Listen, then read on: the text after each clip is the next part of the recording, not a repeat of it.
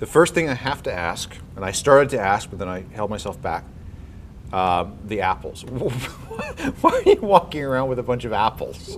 They're very healthy. They're good for you. They pack a complete package of protein, and they make good pipes. Pipes. So, oh, pipes. Right. Okay.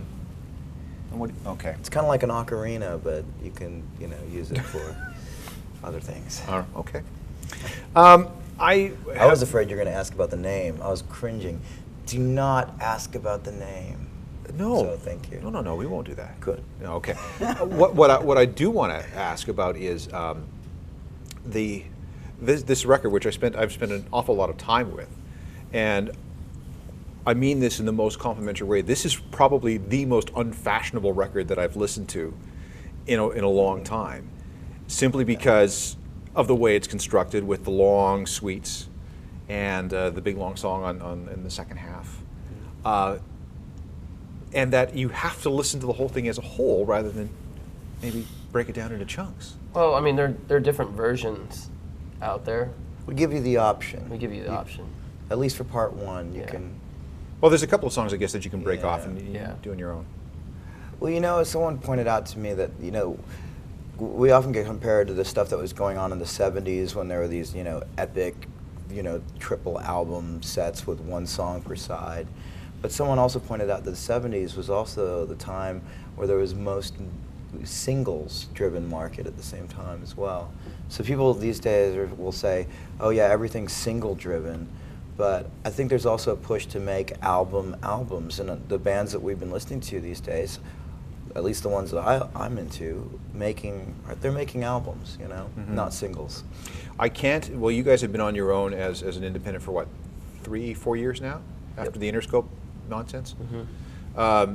Could you see a major label underwriting and releasing an album like this in this day and age?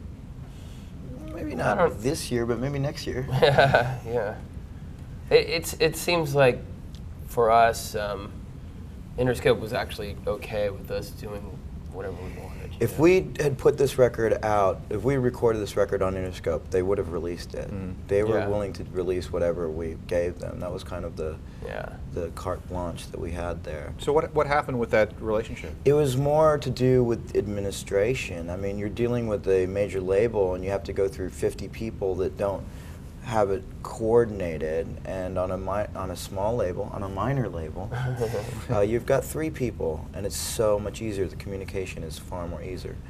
So we just preferred to, that intimacy, I guess.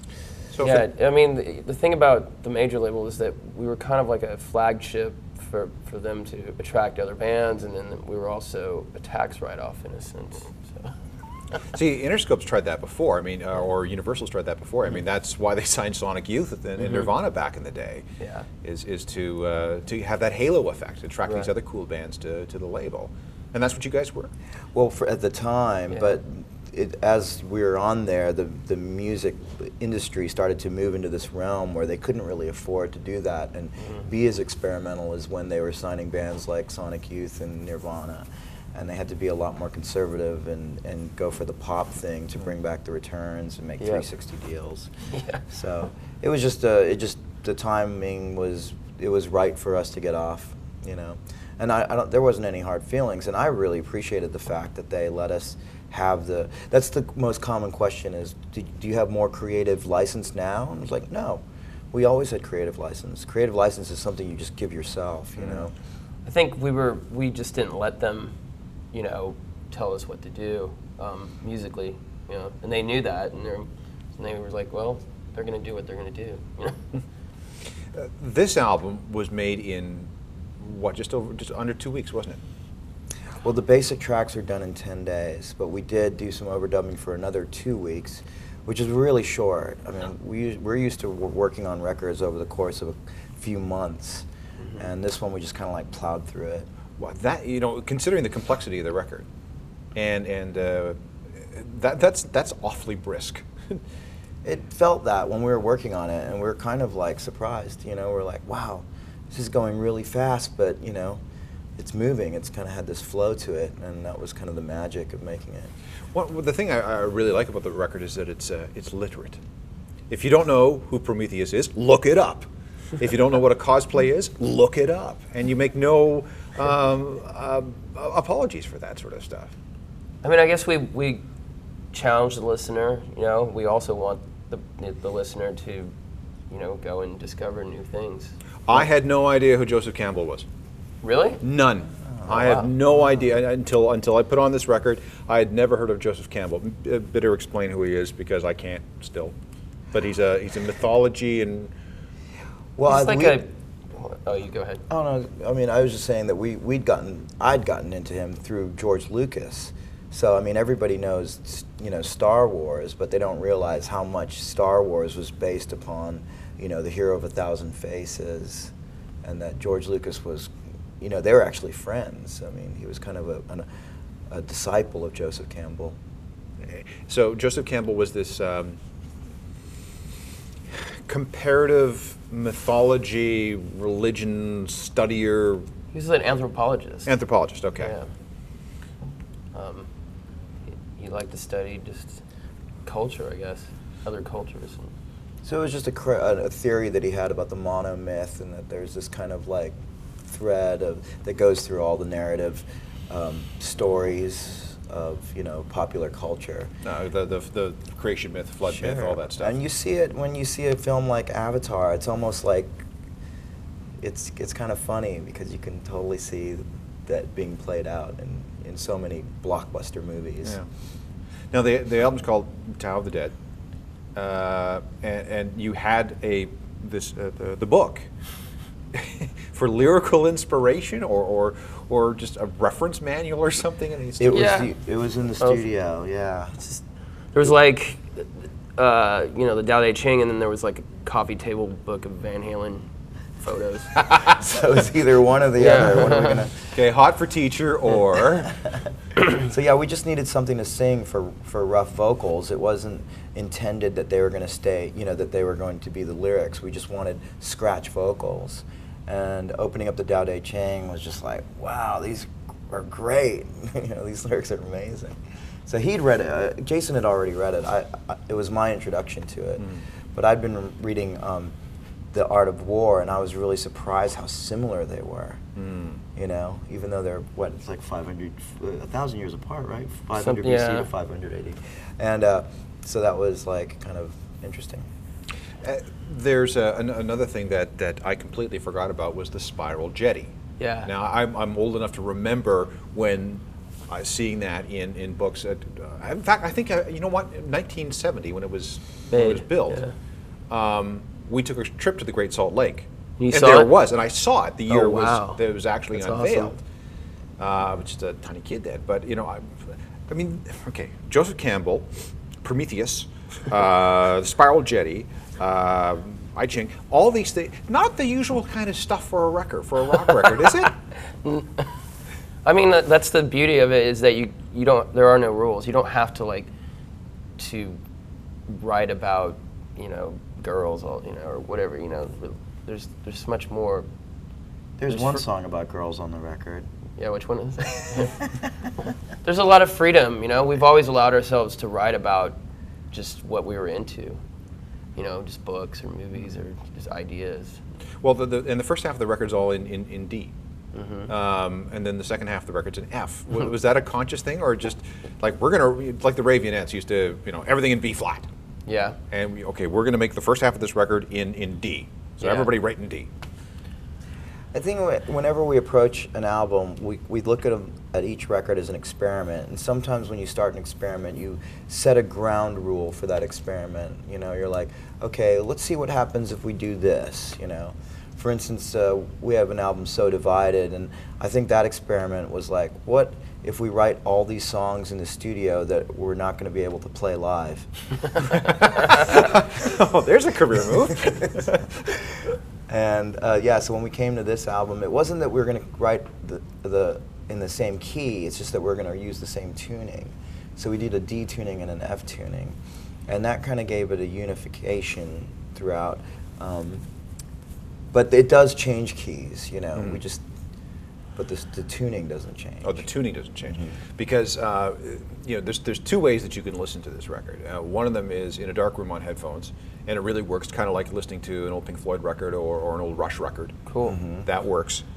Or if you blast it really, really loud in the house while you're doing other things, again, it really, really works well. Simply because you know, there's no breaks between the songs; it just flows and flows and flows. Actually, there's a third way to listen to the record that I discovered when we got the master back, and that is either jogging or riding a bike. It's great. It's a great thing to listen to when moving, like exercising. Okay. So I took a bike ride through our neighborhood with the master, and I almost got ran over by a car because I was so wrapped up in the movement of the song that I wasn't really paying attention. Well, you're making an awful lot of noise for down to 4 guys now, and you know, it's. Would I be wrong in saying that there's more emphasis on guitars on this record than past ones? I think so. Yeah, I mean, yeah, it's definitely a guitar-driven record. I mean, Well, when Autry and I, when we were starting to work on this record, we were doing guitars. We weren't doing much keyboards and stuff. We kind of started in the bedroom, in the type of studio home environment, and we're just doing a lot of guitar jams, and so that was kind of like there wasn't I don't know, the keyboard just seems like something that had been used a lot in our last records, and it got to the point where it was kind of de-emphasizing what we do well, which is we play guitar. I think on a few, you know, when we would go to your house or you maybe drop by, so it was mainly your place that come by, and we just had the tuning that was kind of like, you know, the groundwork, and things would come so easily just with us playing guitar. That's why it's written really fast. It was a real flow. So. And if everybody's in the same tuning, I mean, there's no messing around with that, right? Yeah. That just kind of speeds up the process a little bit. And finally, I have to say that you guys are my heroes because you toured with Death Clock. Oh God. Uh-oh, did I strike a nerve? well, That was I mean, an interesting tour. yeah, That was a very interesting tour. yeah. I mean, I only know the band through the cartoon, so Yeah. I have no idea what they're like in person. I just know that the cartoon makes me laugh. they're fine. It's the audiences didn't really dig us, you know, because they were there to watch the cartoon. Death Clock fans are not Trail of Dead fans. Let's put it that way. Yeah, they probably wouldn't know who Prometheus was in the relationship to Mary Shelley. And I mean, they might, but it didn't help us at any rate. yeah, you know, now that I think of it, that's kind of a weird pairing, isn't it? Yeah, A little bit. Yeah. Yeah, all right. We thought it was, you know, a good idea at the time. Adult Swim approached us, and they were really cool about funding the tour, and you know. Well, it was a college tour. Yeah. These were for colleges, so a lot of people that weren't in college that would have wanted to see our show weren't able to go to the shows because they had to be a student. And most college students stay up all night watching Adult Swim, and they're very familiar with Death Clock, not necessarily familiar with you know, some indie prog band. Right. So. The last thing I have to ask, and I forgot to mention it earlier, why the X-Files reference on the album? You're talking about 'Cause there's an Postmodern episode- Prometheus? Yeah. Yes. I didn't know that was an X-Files title. I was just making a pun on the Mary Shelley's Frankenstein. Oh, okay.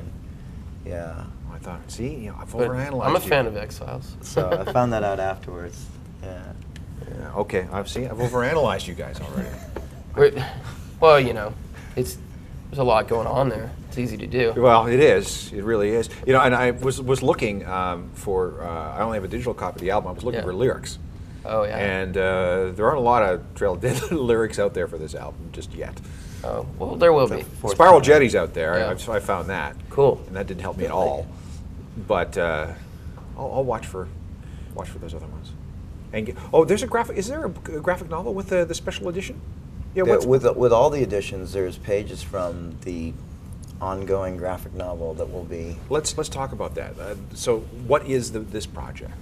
Well, that's kind of like something that this is the first time that I've exposed it, but I've been working on this basically a world since I was really young, and it's gotten to the point where now I feel like I'm ready to, you know, unleash it. Well, this is a number of guys have done this Gerard Way. He's Yes. an accomplished comic book guy, dude from Coheed and Cambria. Coheed and Cambria, yes. So there are other people who are taking the discipline approach to music, and why not? I believe in that, especially these days with media the way it is. I mean, take something like this. It's an iPad. And when you have one of these, you're able to do music, do art, do writing, and it just kind of like fuses everything together. And I think that we're looking at a new generation of kids that are growing up with these things, and that's like, to be multidisciplinary will become second nature, you know. So I mean, we're like old now, but we're still, you know, like getting this new technology and like applying it to what we do. Imagine the kids that are growing up thinking that way. Well, I got a 12-year-old nephew, and you know, the kid is, first of all, if you disconnected him from the hive, he'd be like a missing, you know, Borg kid, you know, floating around in space. But he is just completely immersed in media, in art, in everything, in ways that I can't imagine. Yeah, so it's kind of scary, but in a good way. I'm just like sitting back and waiting to see what this generation is gonna, you know, what promise is gonna have. So, yeah. Well, I'm glad to have you guys around. Been a fan for many years, and I really like this record. I think it's certainly one of the strongest things you guys done in a long time. Thank you. Thank you. And even my dog likes it when I play it really loud. Dogs love Trail Dead. We do know that. Yeah, and cats are really fond of it. See, I don't have a huge feral cat following. Good to know. That explains the scratching on the back door. Anyway, thanks guys. Appreciate All right, it. thank you. Good luck with the apples. ExploreMusic wears English Laundry apparel.